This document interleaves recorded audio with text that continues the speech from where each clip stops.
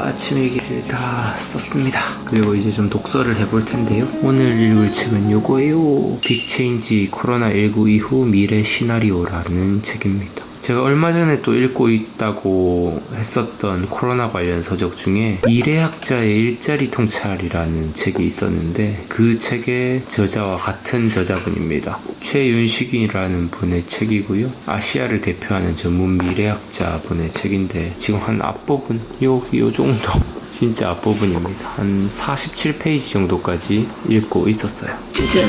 저는 이 색연필이 항상 책을 읽을 때는 무조건 있어야 독서가 가능합니다. 만약에 이게 없으면 어떨 때 카페 가는 경우에 깜빡 잊고 필통을 놔두고 가버리면 이 색연필이 없는 경우가 있는데 그러면 카페 근처에 문구사라도 가서 이 색연필을 사서 독서를 할 정도로 저에게 어떤 깨달음을 가져다 주는 그런 문장에 밑줄 긋는 활동을 매우 중요하게 생각합니다. 약간은 강박관념일 수도 있는데요. 제가 나중에 이 책을 다시 재독을 할 때도 이 책의 전체를 다 보는 게 아니라 제가 밑줄 그은 부분만 골라서 쏙쏙 보고 책 읽으면서 뭐 중요한 부분이 있으면 끝부분을 이렇게 접기도 하고 책을 최대한 지저분하게 보려고 노력합니다. 지저분하게 보면 볼수록 나중에 재독할 때 제가 어떤 부분을 중요하게 생각했는지 용이하게 돌아볼 수 있습니다. 물론 모든 책을 재독하진 않아요. 그래도 진짜 좋았던 책들 중에서 재독을 하는 편입니다.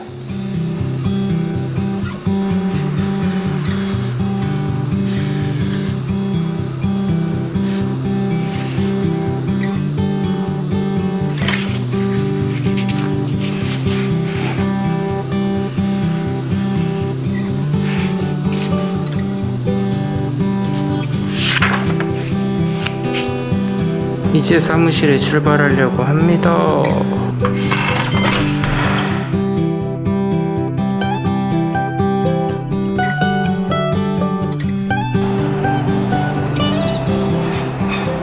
자식 잘 자는군. 응? 이 친구도 야 안녕 어디 가니? 아 원룸으로 가는구나. 그쪽에 사니?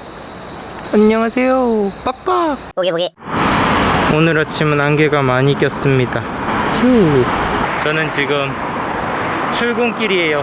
출근길은 집에서 걸어서 한 5분 조금 느리면 한 7분 컷입니다.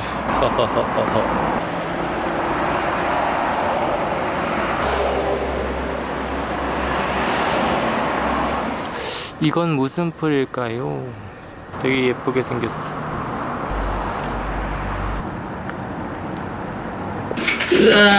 사무실에 도착했습니다.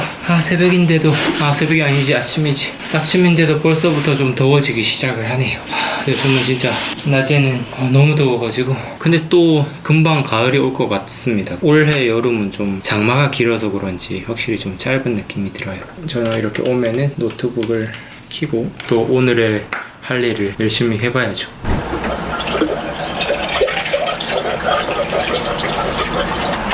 에.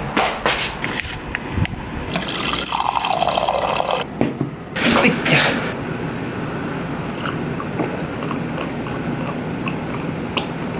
제가 저번 영상에서 이제 코로나 시대에 대비해서 앞으로 좀 깨어 있어야 되겠다라는 자각을 했다고 말씀을 드렸었어요. 그래서 최근에 관련 책들을 일단 사봤는데요. 아직 더 사고 싶은 책들이 있긴 한데 일단 제 눈에 사로잡힌 책들부터 구매를 했습니다. 당신 앞에 10년 미래학자의 일자리 통찰이란 책과 그리고 김미경의 리부트라는 책은 다 읽었습니다. 사실 이 책을 먼저 읽어보고 나서 포스트 코로나 시대에 대한 좀 경각심을 가지게 됐고요. 그래서 그 이후로 이 책을 사고 이 책의 저자분이 좋아져가지고 산 게 이 책 오늘 아침에 읽은 책입니다. 이 저자님의 책은 제가 또 한 2권 정도 더 사긴 했는데 그 책은 지금 열심히 택배 화물차에 타고 지금 제 곁으로 달려오고 있는 중이에요. 이 책은 지금 열심히 읽고 있고요. 그리고 이제 하나씩 아직 읽어보지 않은 책들을 좀 보여드리면 언컨택트라는 책, 코로나19 코로나19 이후의 미래라는 책, 이경상 카이스트 교수님의 책이고요. 그리고 우리나라의 6분의 유명한 교수님들의 대담이 담겨있는 책, 코로나 사피엔스라는 책을 또 구매했고요. 이거는 베조노믹스라고 해서 사실 코로나와는 관련이 없고요. 아마존 회장 제프 베조스에 관련된 책인데요. 아마존이라는 회사가 어떤 경영 철학을 가지고 어떤 전략으로 기업을 경영하고 있는지 둘러보면서 앞으로의 이런 미래의 비즈니스가 어떻게 계속 발전될 것인지에 대해서 이거는 꼭 읽어봐야겠다 생각을 해서 같이 구매를 했습니다. 그리고 이름이 또 비슷해요. 코로노믹스입니다. 코로나 쇼크 이후 세계 경제의 미래와 우리가 가야 할 길. 이 다니엘 슈텔터라고 독일의 경제학자 중 한 분이 쓴 책입니다.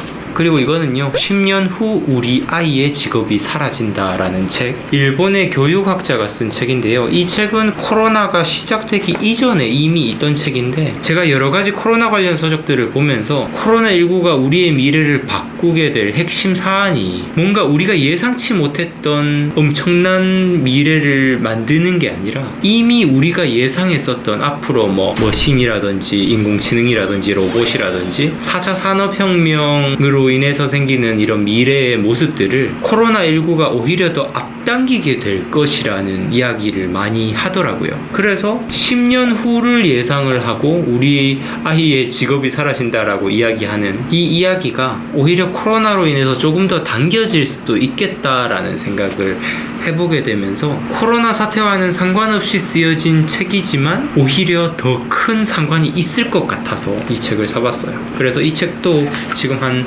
50페이지 정도까지 읽고 있는 와중에 있습니다. 그리고 마지막 책은 카이스트 미래전략 2020입니다. 현재 가장 앞서가는 과학기술이 어떤 게 있는지 여러가지 정보들을 좀 살펴보면서 앞으로 저 스스로도 개인 이 손승이라는 사람이 어떤 사람으로 커나가야 할지, 어떤 능력을 계속 기르고 준비하면 조금 더 이런 시대의 변화에 부응할 수 있는 인재가 될 수 있을지 혼자 이렇게 생각을 해보면서 이 책도 구매를 해봤어요. 아직 전부 다 보지 않은 책들이어서 제가 이 책이 어떻다 저떻다 이야기하는 건 시기상조일 것 같고요. 코로나가 없었어도 사실 우리가 대비했어야 할 그런 미래에 대해서 제가 열심히 공부해보면서 또 우리 우구님들과 나누면 좋을 이야기들이 있으면 제가 또 잘 정리해서 영상으로 만들어 보도록 하겠습니다. 사실 제가 지금 이런 코로나 시대에 대한 경각심이 막 올라오다 보니까요, 이번에 또 진행하고 있는 우리 우기 북덕방 5기도 이 리부트라는 책을 통해서 진행을 하고 있고, 그리고 또 추가 서적은 이제 개인 자유도서로 지정을 하기로 했는데 그것도 분야를 정해놨어요. 포스트 코로나 시대에 대비해서 미래와 관련된 주제를 선정해둔 상태입니다. 그래서 이렇게 독서 모임에도 제가 가지고 있는 이 경각심을 반영을 하고 있는데요. 요즘 들어서 조금 늦은 감이 있지만 확실히 진짜 깨어 있어야 되겠다. 이번에 코로나 사태가 이렇게 벌써 2차 재유행이 되어버리는 이런 사태가 와서야 제가 이런 경각심을 가지게 된 게 좀 부끄럽기도 한데요. 지금 이렇게 깨닫고 느낀 게 저는 제 인생의 가장 빠른 시기가 아닐까 이런 생각을 해봅니다. 만약 제가 29살 때 처음으로 책을 보고 그때 제가 얻은 그 깨달음을 딱 느꼈을 때 난 벌써 늦었어. 나는 그냥 하던 일 계속 해야 돼. 이런 생각을 했었으면 그때의 경각심 이후로 제 인생은 큰 변화가 없었을 것 같아요. 근데 제가 지금 이렇게 느낀 이 경각심을 가지고 1년, 2년, 3년, 4년 이렇게 열심히 또 공부하다 보면 또 3, 4년 뒤에 저는 한 단계 성장해 있지 않을까 이런 생각을 해봅니다. 진짜 이런 책들 열심히 읽어보면서 열심히 공부해서 우리 우고님들이랑 또 좀 진짜 필요한 이야기, 정말 도움되는 이야기 많이 나눠보고 싶습니다.